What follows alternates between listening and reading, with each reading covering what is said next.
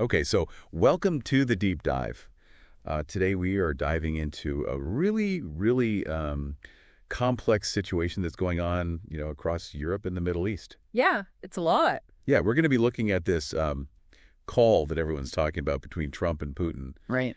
And we want to really zero in on the immediate effects that we're seeing from that call. Yeah. And then also we have to look at what's going on in the Middle East. Yeah. Because that's adding a whole nother layer of urgency to this situation. Exactly. A lot. Yeah. So we have a really fascinating set of sources here that give us a really multi-dimensional view of what's going on. Oh, yeah. We're looking at the latest from the front lines in Ukraine, obviously. Of course. The fallout from that Trump-Putin conversation. Right. Some potential shifts we're seeing in U.S. foreign policy, and then that escalating situation with these attacks in the Red Sea. Right. So, yeah, a lot to get into, but we can definitely connect the dots for you. Yeah, that's the goal here. Yeah. Our mission, as always, is to cut through the headlines and get to the key insights Right. that are in all this information. And then think about what could happen.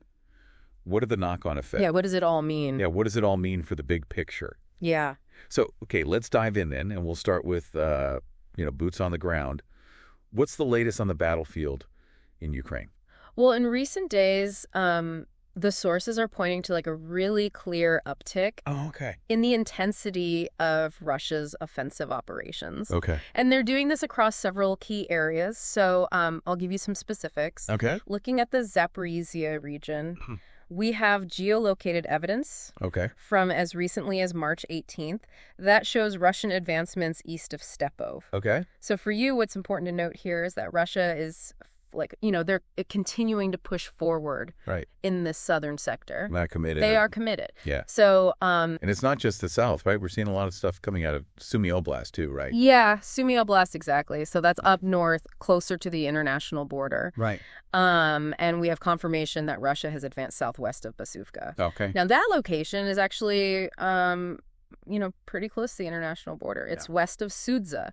And we're seeing reports of multiple Russian attacks in that broader Sumy area. Right. Specifically west and south of Sudza, near places called Gugolivka and Guevo. Okay. And then there's a lot of activity being reported in the Basivka area itself. Okay, so they're putting a lot of pressure on that northern border. A lot of pressure on a significant stretch of that border. Right. Yeah. And what's Ukraine saying about all this movement? Well, the Ukrainian border guard spokesperson, Andriy Dymchenko, he reported small-scale Russian infantry attacks. Okay. And he said they were targeting Zuravka, Novenka, and Basivka. And he also said, and this is important, that they are concerned about Russian sabotage and reconnaissance groups operating north of Sumy. Okay. So for you, what that means is Russia is maybe not just trying to test Ukraine's dismisses. They're also laying the groundwork for maybe some incursions or disruptions behind the front lines. Right, so just kind of stirring up trouble. Yeah, exactly. Okay. And then moving a little bit south again, it seems like Chasiv Yar is still under a lot of pressure. Yeah, Chasiv Yar, that area is... We've been hearing about that place. Yeah, it's a hot spot. It's a hot spot. Yeah. And we have geolocation data showing a marginal Russian advance along Chekova Street, which is in the western part of the city. Okay. And then there are reports of Russian attacks coming from multiple directions. Okay. So to the northeast near Orikovo-Vasilivka, to the north in Minkivka, and then to the southeast towards Krudimivka and Ozarenivka. Okay, so they're coming at them from all sides. Yeah. So basically... This sounds like a very strategic location. Yeah, they're really trying to encircle or break through the defenses. Right. It's a strategically important location. Yeah, and it shows how intense the fighting is in the east. Right. Yeah. Oh, okay, and then Toretsk, right? Toretsk is another one that seems to be a big focus. Yeah, absolutely. So our sources are confirming that Russia's making advances in the north of Toretsk itself. Okay. And also in the area of the Centralana mine, which is to the west of the city. Yeah. And then they've made verified progress north of Novobakhmutivka, which is south of Toretsk. Okay. And also to the north and northeast of Juzhba, which is a town east of Toretsk. Okay. So it sounds like it's spreading out a little bit from just those couple of points. Yeah, they're broadening their offensive across a wider area of the Donbass. Yeah, okay. Yeah, so they're not just focused on one or two spots anymore. Yeah, okay. Well, the number of attacks that they're reporting in that Toretsk sector is kind of scary. It is. It paints a pretty stark picture of the escalation. Yeah. So Lieutenant Colonel Dmitry Zaporozhets, He's a spokesperson for the Luhansk Forces Group. Right. And he gave us some pretty telling numbers. Okay. He said that just in the first half of March, they recorded 450 Russian attacks directed at Toretsk. Oh, wow. And for context, the whole month of February saw 340. Okay, so that is a big jump. That's a huge jump. Yeah, in a short period of time. Yeah, so they're really stepping up their operations in that specific part of the front line. Yeah, wow. Okay, so the picture that's emerging from the battlefield is definitely, this intensified offensive Right. by Russia. Yeah. Okay, so let's switch gears now and talk about that call between Trump and Putin. Right. There were reports that they had made some kind of agreement to suspend attacks on energy infrastructure. Right. But what's the latest on that? Is it actually holding up? Well, almost immediately after the call, there were signs that that agreement, which was pretty limited to begin with, was already under pressure. Ukraine accused Russia of hitting its power grid, and they said that the attacks were affecting things like railways, hospitals, and civilian homes. Oh, wow. So basically, Ukraine is saying that Russia broke the agreement right away. Right. Of course, Moscow's going to have something to say about that. Oh, of course. So Moscow claimed that a Ukrainian drone hit a Russian oil depot in the south, and they accused Kyiv of continuing to try to attack Russian refineries and energy facilities within Russia itself. Okay, so they're saying it's not just them. Yeah, exactly. Tit for tat. Yeah, okay. But the Kremlin did say that they suspended attacks on Ukraine's energy infrastructure after the call with Trump. Okay. And their spokesperson, Peskov, even claimed that Russia shot down their own drones that were headed towards Ukrainian targets. Oh, wow. He said 6 were shot down by air defense and 1 by a fighter jet. That's interesting. It is. Yeah, so they're saying, look, we did what we said we would do. Yeah, they're basically saying that they held up their end of the bargain. But they're also still accusing Ukraine of not respecting the agreement and trying to hit Russian facilities. Right, so it's a lot of he said, she said. Yeah, a lot of finger pointing. Yeah, a lot of finger pointing. A lot of distrust. Yeah, a lot of distrust. For sure. Okay. So it doesn't sound like a very strong truce. No, it's a very shaky truce at best. Yeah, if you can even call it that. Yeah. Okay. So besides this whole energy infrastructure situation, was there anything else concrete that came out of that Trump-Putin call? Well, yeah, they did have that prisoner exchange. Oh, that's right. Which was a big development, but it was probably separate from the infrastructure agreement. Okay. But yeah, Russia and Ukraine, they each released 175 prisoners. Wow. And then on top of that, Russia transferred 22 severely wounded Ukrainian prisoners. Oh, wow. And Zelensky, he really emphasized the significance of this exchange. He called it one of the biggest that has taken place so far. Oh, wow. And he talked about how some of the released Ukrainians were in really rough shape. Yeah. Yeah, and that they'd been held on fabricated charges. Oh, wow. And he said they would be getting immediate medical and psychological care. Yeah, they probably need it. Yeah, for those individuals and their families, this is a really big deal. Yeah, of course. Yeah. And what about the Russian side? What did they say about the exchange? So the Russian Ministry of Defense, they reported that their released soldiers were first taken to Belarus to get medical care, and then they would be transferred back to Russia. Okay. And it's also interesting to note that the United Arab Emirates helped to make this exchange happen. Oh, okay. They acted as a mediator. So even with everything that's going on, there's still some efforts. Yeah, behind-the-scenes efforts to deal with some of these humanitarian issues. Yeah, that's good to hear. Yeah, for sure. Okay, so we've got this very limited and very fragile agreement on energy infrastructure, and then we've got this prisoner exchange. Right. So what are the implications of all this? What do you think Putin was trying to achieve by even agreeing to this limited de-escalation? Well, I think from the Russian perspective, this move really aligns with Putin's strategy to try to improve relations with the U.S. Okay. And, potentially cause some problems between the U.S. and its allies. Oh, interesting. Okay. Yeah. So by engaging directly with Trump, he might be trying to drive a wedge between Washington and its European partners. Okay. But does this agreement actually move us closer to a ceasefire? No, not really. Okay. I mean, it's really not a substantive step towards a wider ceasefire or a solution to the conflict. Right. It seems more like a tactical move. Exactly. It's more tactical than strategic. Yeah. Okay. And the U.S. seemed to want something much bigger, didn't they? Yeah, they did. So the White House was pushing for a 30-day ceasefire, Right. which Ukraine had said they would accept in principle. Okay. But what actually came out of the Trump-Putin call was much more limited. Right. It was just focused on not attacking energy infrastructure for 1 month. Right. So that's a big difference. That's a huge difference. Yeah. Yeah. But the U.S. government is spinning this as something positive. Right.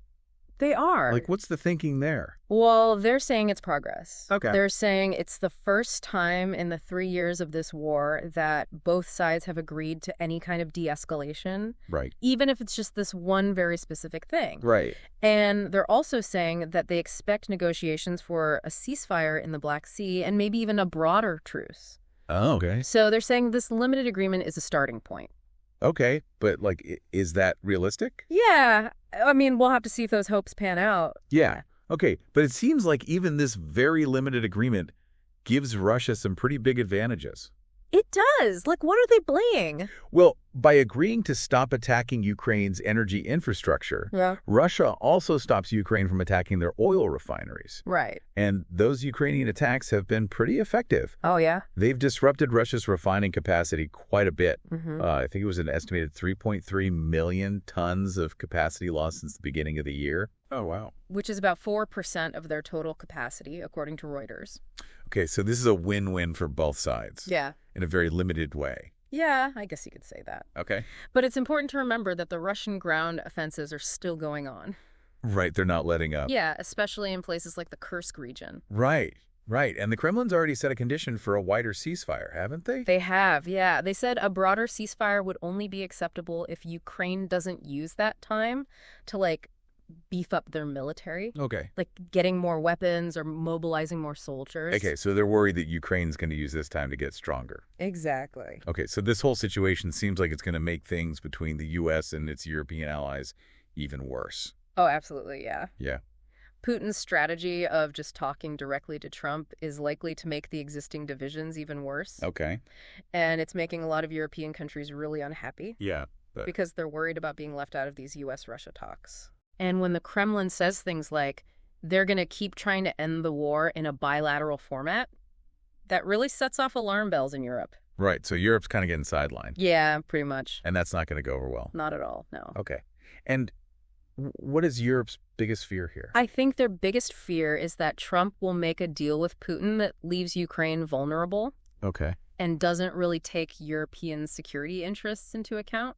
Right, so they're worried that Trump is going to cut a deal that's good for him but not good for them. Yeah, exactly. Okay. And one analyst, Nigel Gould-Davies, he suggested that this Russian strategy might actually force Europe to start getting ready to defend Ukraine on their own. Oh, wow. And maybe even rely less on the U.S. for security in the long run. So it's like this whole situation is pushing Europe to become more independent? Yeah, in a way, yeah. Okay.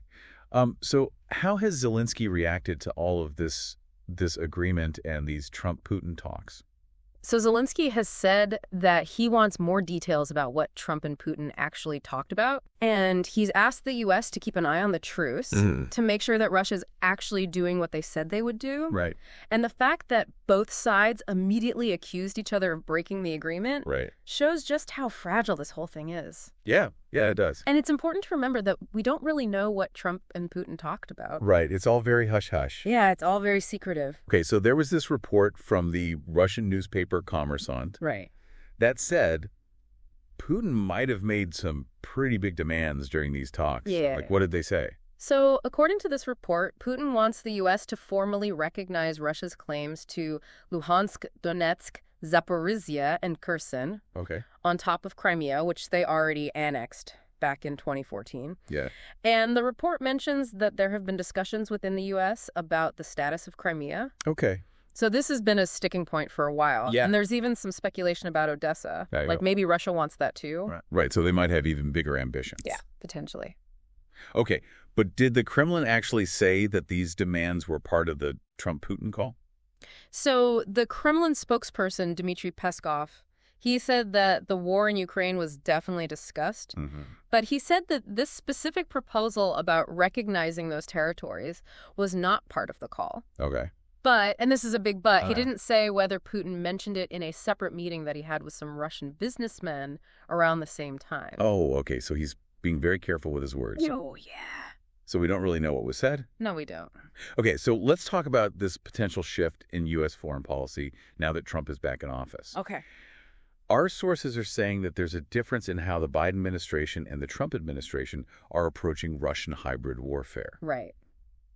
Wait, could you explain that a little bit? So under Biden, there was a big effort to monitor and counter what they call hybrid warfare, Okay. which is basically a combination of tactics Mm-hmm. that are below the level of like traditional war. Okay. So things like cyber attacks, disinformation campaigns, political meddling, economic pressure. Right, all that underhanded stuff. Yeah, exactly. And under Biden, there were all these different agencies working together on this, like the National Security Council, the FBI, the Department of Homeland Security. Okay. And they were working closely with European allies. Okay, so it was a very coordinated effort. It was very coordinated, very joined up. Okay. But now that Trump is back in office, it seems like all of that has kind of ground to a halt. Oh, wow. Like those regular meetings with European allies, they've decreased. Right. And the different U.S. agencies aren't coordinating as much. Okay. It's not really clear if this is because Trump told them to do this or if these agencies are just making their own decisions. Okay. But either way, it seems like the U.S. is taking a less cohesive and maybe less vigilant approach to countering Russian hybrid threats. Okay, so it seems like maybe they're not taking these less conventional forms of Russian aggression as seriously. Yeah, that seems to be the case. Okay, and this probably has something to do with Trump's more friendly stance towards Russia. Right. And his wanting to end the war in Ukraine quickly. Yeah, I think that's definitely a factor. Okay, so what could happen if the U.S. is less focused on these hybrid threats? Well, a lot of experts are worried that the U.S. is basically blinding itself to Right. future threats. Yeah. Because if they're not paying as much attention and they're not putting as many resources into this, Right. then they're going to have a harder time detecting and responding to these Russian attacks and these influence campaigns. Right. And then you also have to think about how this is affecting European allies. Right. Because they're starting to wonder if they can still count on the U.S. to help them contain Russia. Yeah, because they're right on the front lines. Exactly. Yeah. So this could really weaken the transatlantic alliance. Wow. Okay, so this is a pretty big shift. Yeah, it is. Okay, well, let's switch gears again and talk about what's going on in the Middle East. So the U.S. has launched airstrikes in Yemen against Houthi positions. Right. What prompted them to do that, and where exactly did they hit? So the U.S. airstrikes targeted Sa'ada province and the port city of Hodeidah, Okay. which are both in Yemen along the Red Sea. Okay. Sa'ada is considered a stronghold of the Houthi leadership, Mm-hmm. and it's believed to have a lot of weapons depots and training camps there. Okay.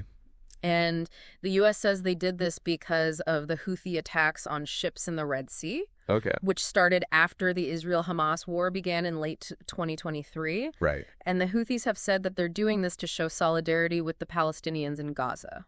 Okay, so what's happening in Gaza is directly connected to what's happening in the Red Sea. Exactly. It's all linked. Okay. Yeah. And these attacks are affecting a lot more than just the Middle East. Oh, yeah. Like, how are they affecting global trade?